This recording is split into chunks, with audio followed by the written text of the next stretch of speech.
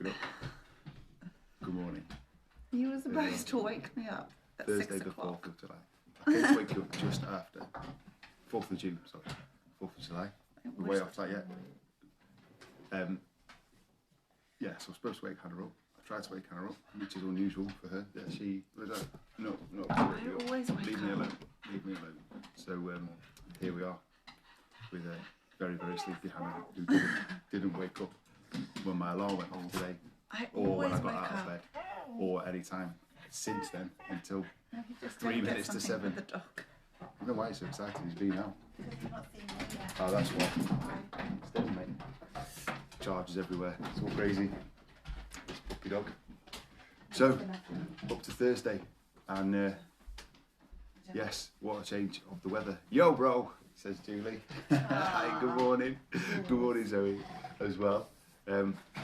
So last week I mentioned that I was going to be doing this virtual XEC, this Last weekend. character challenge thing that I've done before in going out to Brecon Beacons, and they're doing the version online, so can in a sense connect with actually similar people that did it with before. We do it virtually, and they run some sessions online, and then as a group of guys doing it together but remotely from each other, we can then get together on Zoom at different times and things like that. Turned out it wasn't last weekend. I booked on the wrong one in my enthusiasm. I think I did say this last Friday, but it's this weekend. So it starts at 9 p.m. The weather was really Yes, nice. that's what Hannah was saying to me yesterday. I bet you wish you'd been able to do it last weekend. And like, yes and no, actually, because they don't tell you very much, but they'll encourage us, because they're not there to manage it and facilitate it, but they'll be saying like, go and walk and think about these things we've just talked about. So it'll be kind of, in a sense, a similar experience. You make it as close to that experience as you want. So this week, with it raining yesterday, I thought I will build my little tarp tent outside. Because we don't do real tents because we're tough. We just put tarp out in the garden. Plus they're massive, right? Okay, You can get small tents there. you can get small tents, but when I did the actual experience, the three of us shared a 3-man tent, and Oh, that's Whoa. snug. it needed to be. It was freezing cold. Literally, it snowed. It snowed twice actually, and there's a heck of a lot to carry. But what I've put up, I don't know if I can I show this outside? Can that go far enough round? Does that go far enough round? No. That's in there now, isn't it? Well, no, really, because it is. It's just it's glass. It is. There's the tent. Yeah. Right, so I've built, and it's literally 2 sheets, 2 poles, and string and pegs. So I could carry that, no problem. Not this kind of inner sheet, outer sheet, big thick ground sheet. But I built it yesterday because I thought if it does rain today, at least underneath will be dry, and I'll bob an extra sheet in, and then sleep on that, camping mat, off we go. Very wise. You know, so doing a bit of that experience. So I messaged the guy this morning who is kind of pulling our team together. It's not leading the team in a sense, because it's led by the guys that run the actual organisation. But he is kind of like the instigator of getting us together to do it. So yeah, he said he thought about sleeping out in a bivvy bag, because it's not a case of one-upmanship, but whatever I think of, we've probably gone slightly more extreme. It's just that way out. So yeah, I'm going to sleep outside in my pants. exactly. Saying that, when Eden and I slept out for her birthday, it was warm enough that in the sleeping bag that I put leggings on, sports leggings obviously. Not girly leggings. Not girly leggings. I had to take them off because it was too warm in there, and just have just a normal shorts on. But that's part of the sleeping bag, and it was warm that weekend. So yes, maybe it would have been better last weekend. Maybe it would have been too hot. Who knows? We just roll with it, go with whatever. Well, it's hardly freezing, is it? There's going to be a bit of rain. You're going to be fine. Yeah, usually they purposely do these things kind of I'm so March and April, or October basically, to try and kind of, good morning Matthew, make it a little bit more, to put the kind of extreme into the extreme character challenge. That sounded really official. Good morning Matthew. Like you were a head teacher and Matthew's just come to the office. Yes. Maybe. No, definitely not. Definitely not. You ain't, Matt. Those are more authentic. I don't know. Somewhere in between, probably about right. So yeah, that's this weekend. Around, also doing the kind of normal stuff. So depending on the times they're getting us on to do things, this might be you tomorrow at 7. I'll just come out with. You could say whatever you outside. like. I'll come outside. I'll come outside, but that means I can't be on 2 calls at once. Yeah, that's true. So We'll work it out. we'll work it out. Yeah. I don't think I'd like to go by myself. So what you're saying, you're going to sleep out as well then? No. Well, I would. I knew you would, but see how the weather goes, hey? It's one of those. Come on, Matt. That's amazing. What's that? Plenty of teachers on this. Oh dear. Yeah.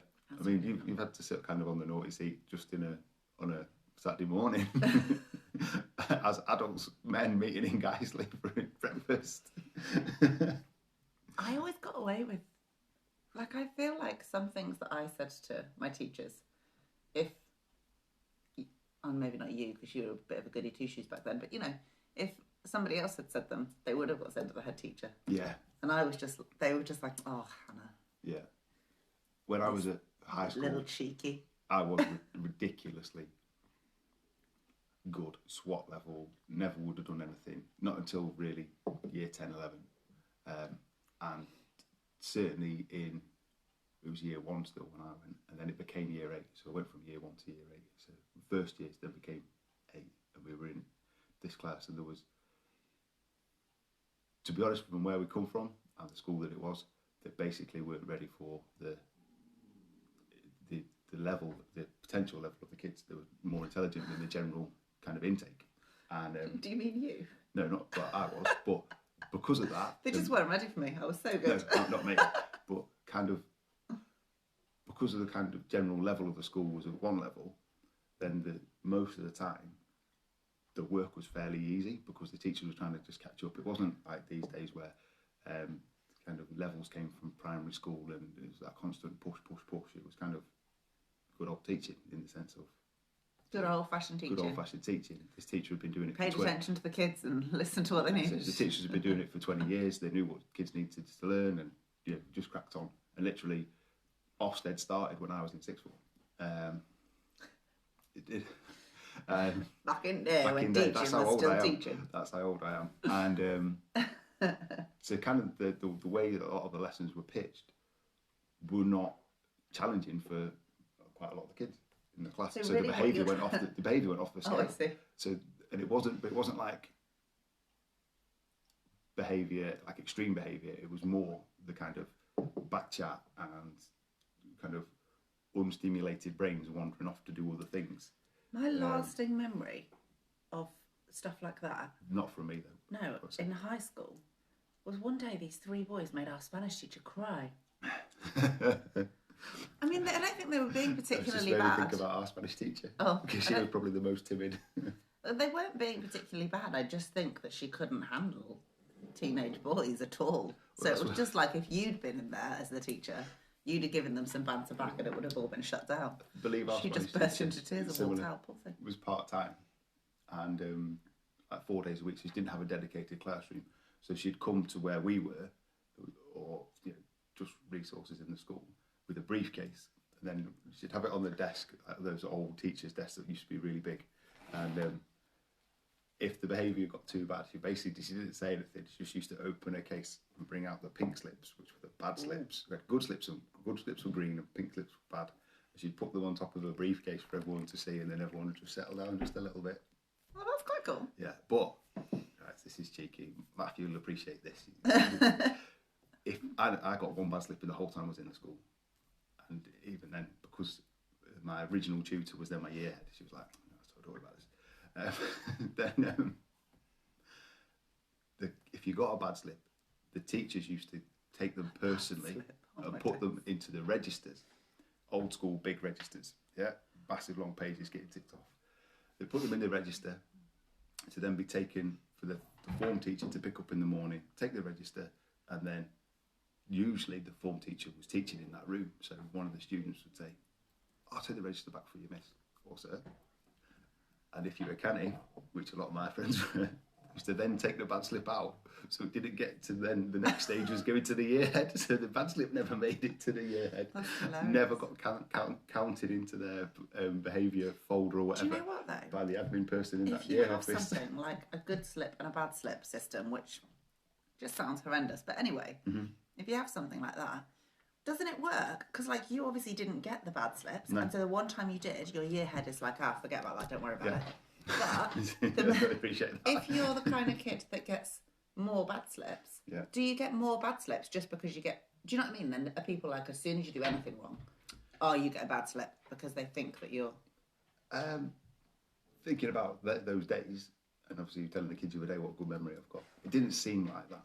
Oh, that's good. It didn't seem like that, and in some ways, because it was kind of by the time year 8 came round, it was very kind of structured sets. There was kind of a challenging group at the bottom, kind of the bottom, the fifth set. I wonder what would have happened if they'd been given good slips. Well, they were. Oh, that's all right. And sometimes it's a hard one because, oh, go on, this is a good story. Teaching 2 boys. When I was teaching 2 boys, weed in my colleague's pans in the food room. No one owned up, so she sat the pan on her desk and wrote to the DNA department to test it. Reading it out loud. Eventually, they were so humiliated. That's genius. That's genius. Did she write to the government DNA department, or obviously it's fictional? You clearly didn't have an in-school DNA department. Well, never know. I studied DNA at degree level. Maybe get those bit of that equipment into school. We can solve things. Who's graffitied in the toilets? We found your handprint. Give us an hour. The team's on it now. They're like CSI. That would be amazing. That'd be genius. No, that was interesting. What you're saying. Weed in a pan. No, I'm talking about the good slips. Sorry, and the bad slips. I know. Weed in a pan. But it just suddenly absolutely blew my mind that a kid weed in a pan. Pulled his pants down and showed his bottom. Oh my days! You see, it's another level because this is Bradford you experience. Worked in some like nail schools. This is Bradford experience rather than me growing up in actually nice little quaint Stafford. Me in Dorset. Exactly. Yeah. So I said, "Oh my goodness, he should have washed it first." Exactly. So I asked Sam to bring me a coffee in bed for morning coffee. Brilliant. Dave, that's so good. Amy! Oh, Amy is like one of the most beautiful people in the world. Yeah. And she lives too far away. Oh, I feel like you're here. So he pulled them back up. I bet he did, Julie. I bet he did. That's awful. This might be bad, and maybe I need to modify this. If I see teenage boys, as in what I do in this response. I'm saying modify it. Already. Yeah. If I see teenage boys, and this is, for Amy, this is definitely 100%, maybe it's a UK thing, a Bradford thing. Even. Not an American Most teenage boys out and about on the street wear joggers, might even wear a full tracksuit. Like track pants. 75% of those teenage boys probably have one hand down the front of their joggers. They do. All the time. Honestly. So if I see them and catch any sort of eye contact whilst their hands are down their pants, say, "Have you lost it, mate? Are you checking it's still there?" And usually they whip the hand out really fast. And hopefully that's moving them forward. But Mark does that to like random strange boys that he doesn't know. Yeah. You know, he just sees boys on the street with the hands down their trousers and asks them if they've lost. Lost something? Lost something? Check it's still there? It's amazing. Good.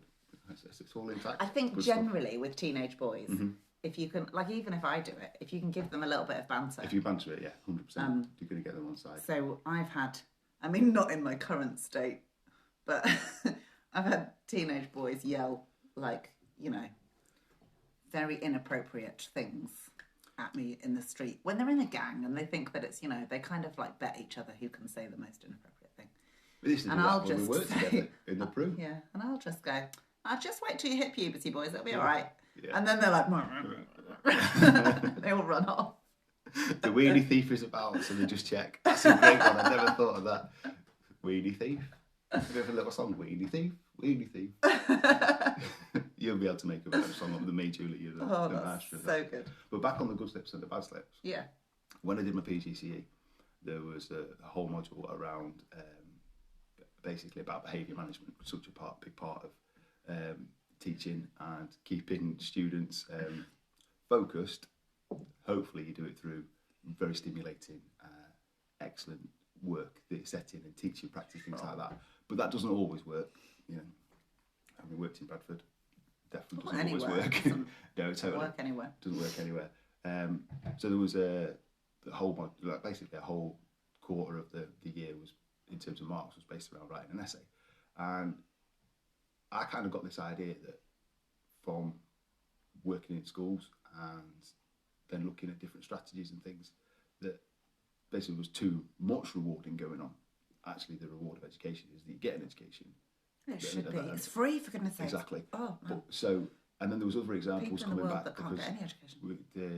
our course duty used to facilitate these discussions every week, and people would be saying that said that this one particular school that is really focused on rewards have now kind of created a new sub-level of rewards.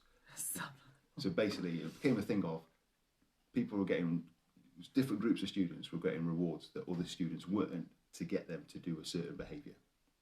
So things like, well, at the moment your attendance is 75%.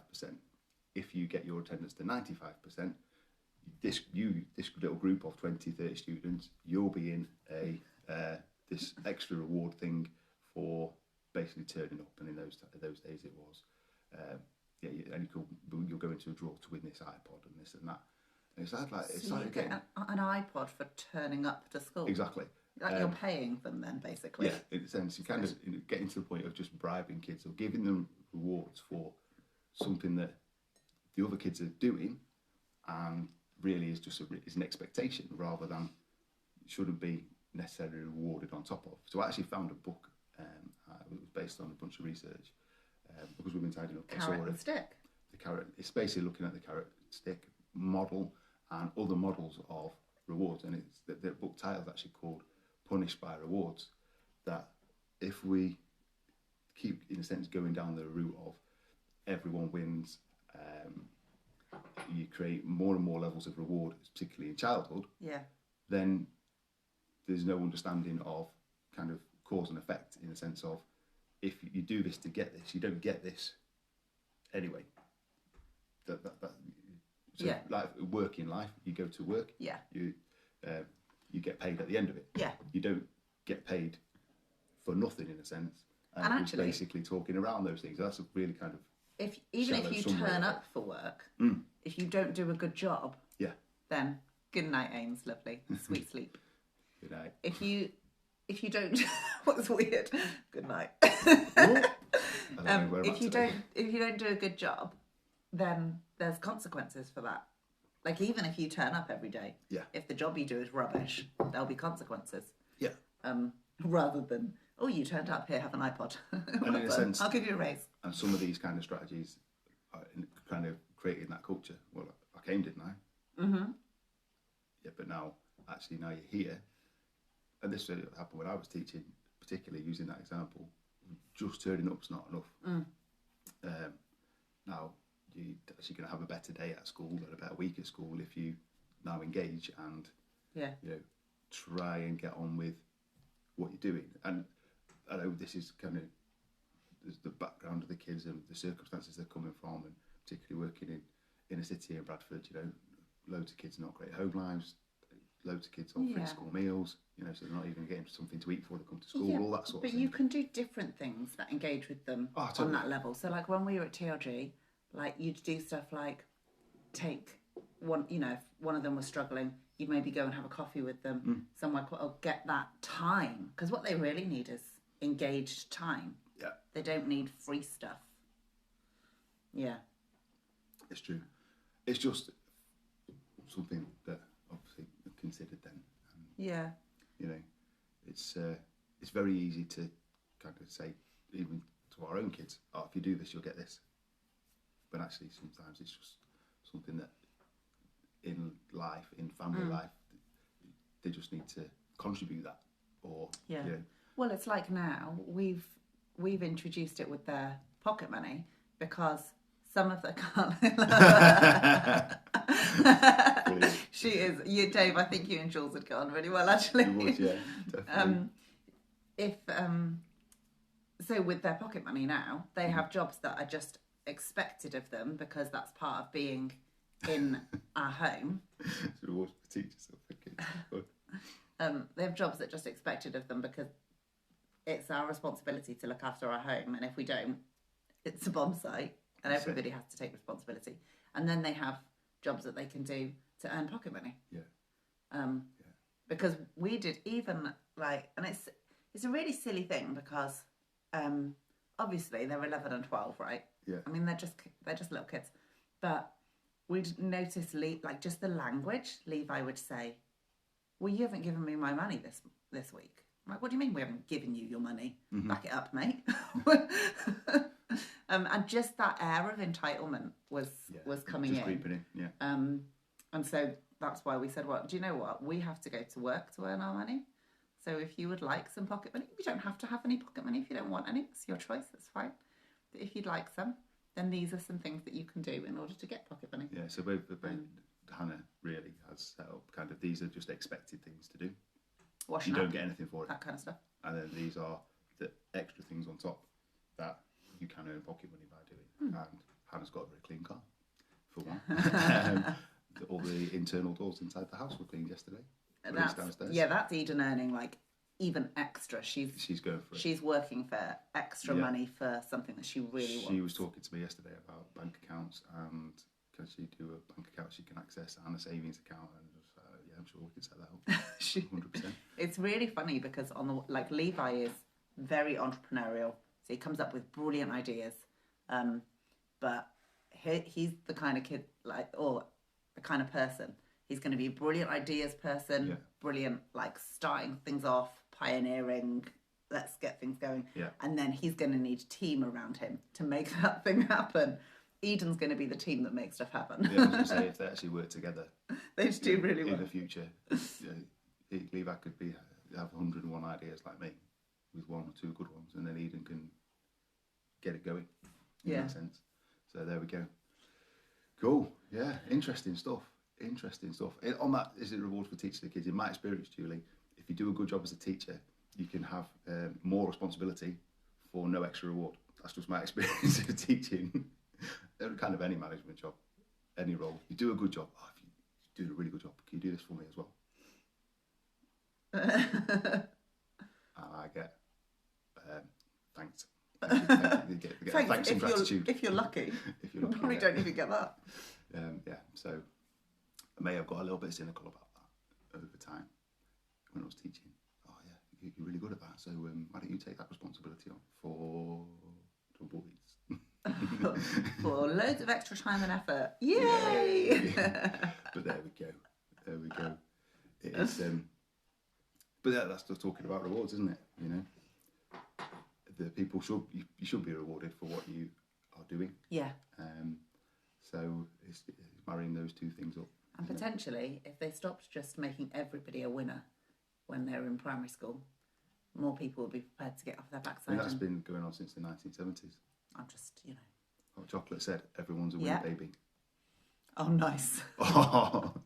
See, one of the kids' standard jobs that they don't get anything for is to clear up after the dog in the garden. Yeah. And they happily do it. Clearly. With bags and things. Hygienically. Yeah. We never really get any whinging for that, do we? No. Actually. Because I think because they love their animals. Yeah. Because they love the dog and the cat. Well, they don't mind tidying up after when we got Finley, I can't remember why it was, but they were saying about him being their dog. And I said to them, he can be all of our dog and we can all have joint say, but then we all have to put in towards the dog. And they put in hardly anything, and I said, it's okay. We can take full responsibility for the dog. It's not a problem. Yeah. But if you would like him to be your dog as much as he is our dog, then let's all. Because I just think when you invest in something, then you appreciate it. Yeah. And they contributed, bless their little hearts, out of their pocket money.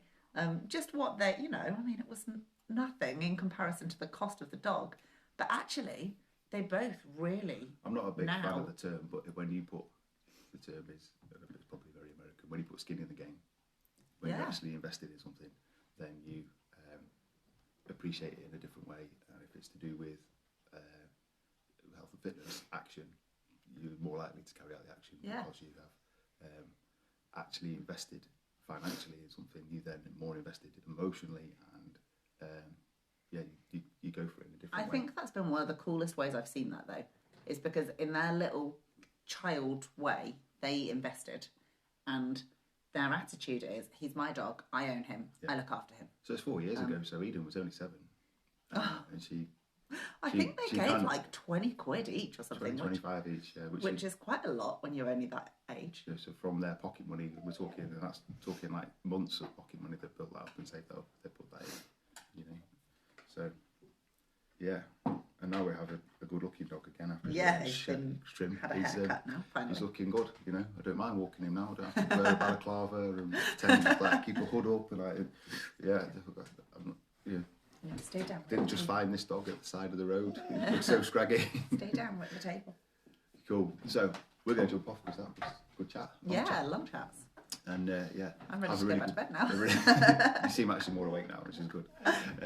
Have a really good Thursday, and we will jump on in the morning at around what I'm doing, and hopefully We might be to mention outside, a little babe. bit of that. We might be, snuggled up in the little tent, sheltering from the rain. But fortunately, with the power of 4G, phone will work anywhere. Oh. Dog goes for his own. Hope he's all right, Matt. And on that note, I'm very glad that you're doing well. Good stuff. Okay, have a great day, and we shall see you tomorrow. See ya.